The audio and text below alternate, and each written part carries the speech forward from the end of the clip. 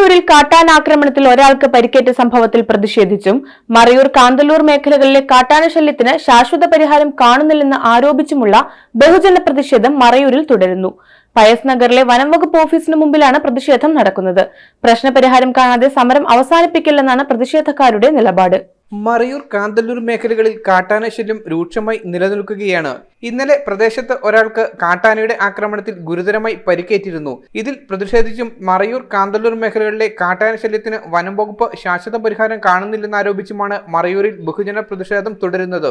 Pius നഗറിലെ വനം വകുപ്പ് ഓഫീസിന് മുന്നിലാണ് പ്രതിഷേധം. ഇന്നലെ പകൽ ആരംഭിച്ച പ്രതിഷേധം രാത്രിയും തുടർന്നു. പ്രശ്നപരിഹാരം കാണാതെ സമരം അവസാനിപ്പിക്കില്ലെന്നാണ് പ്രതിഷേധക്കാരുടെ നിലപാട്. ഈ നാട്ടിലുള്ള എല്ലാവരുടെയും ജീവന് ഭീഷണിയായി കാട്ടാന മാറിയിരിക്കുകയാണ്. അതിനെതിരെ ശക്തമായ സമീപനം. ഇവിടെ RRT ടീം ഉണ്ടെന്ന് പറയുന്നുണ്ട്. ഈ RRT ടീമിനെ ഞങ്ങളാരും കാണുന്നില്ല.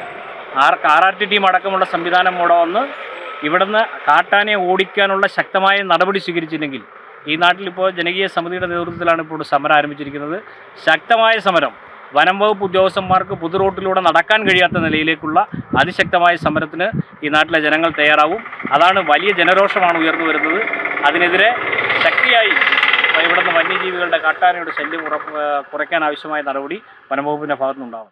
രാപ്പകൽ വ്യത്യാസമില്ലാതെ മറയൂർ കാന്തല്ലൂർ മേഖലകളിൽ കാട്ടാനകൾ ജനവാസ മേഖലകളിൽ ഇറങ്ങുന്ന സ്ഥിതിയാണ് നിലവിൽ. വലിയ രീതിയിൽ കൃഷിനാശവും ആനക്കൂട്ടം വരുത്തിക്കഴിഞ്ഞു. ഈ കാരണത്താൽ കർഷകർക്ക് കൃഷിയിറക്കാൻ സാധിക്കാത്ത സാഹചര്യവുമുണ്ട്. 1500 ഹെക്ടർ ഭൂമി ഇപ്പോൾ കൃഷിയോഗ്യമല്ലാതെയായി. ആളുകൾ കൃഷി ഉപേക്ഷിച്ചു. തൊഴിലാളികൾ ഇപ്പോൾ ഇവിടുന്ന് പലായനം ചെയ്തുകൊണ്ടിരിക്കുകയാണ്. ആളുകൾക്ക് ഇവിടെ തൊഴിൽ ചെയ്ത് ജീവിക്കാൻ കഴിയാത്ത സാഹചര്യം സൃഷ്ടിക്കപ്പെടുന്നു. ഇതിനെതിരെ ശക്തമായ സമീപനം സ്വീകരിക്കണം.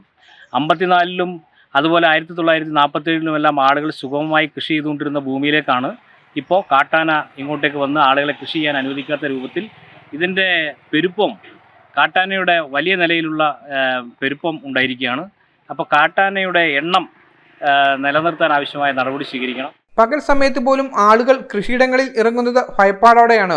റിസോർട്ടുകളുടെയും വീടുകളുടെയും ഒക്കെ ഗേറ്റുകൾക്കും മതിലുകൾക്കും ആനകൾ നാശം വരുത്തുന്നുണ്ട്. ആനകൾ ഇത്രത്തോളം ഭീഷണി ഉയർത്തിയിട്ടും വനംവകുപ്പ് ഫലപ്രദമായ നടപടികൾ സ്വീകരിക്കുന്നില്ലെന്നാണ് പ്രധാന ആക്ഷേപം. ആനകളെ പൂർണ്ണമായും ജനവാസ മേഖലകളിൽ നിന്ന് തുരത്തുകയും ജനവാസ മേഖലകളിലേക്ക് ഇവ ഇറങ്ങുന്നത് തടയാൻ നടപടി സ്വീകരിക്കുകയും വേണമെന്നാണ് നാട്ടുകാരുടെ ആവശ്യം. News bureau, Munnar. എല്ലാത്തും ഇന്റർനെറ്റായേ നാട് മുഴുവൻ ഡിജിറ്റൽ. നാട്ടാരെല്ലാം ബ്രൗസിംഗിലാണ്. എന്നാ സ്പീഡാ കേരള മിഷൻ. എല്ലാവർക്കും ഇന്റർനെറ്റായി എല്ലായിടത്തും നെറ്റായി. കേരള വിഷൻ നവകേരള പ്ലാൻ വെറും 199 രൂപയ്ക്ക്.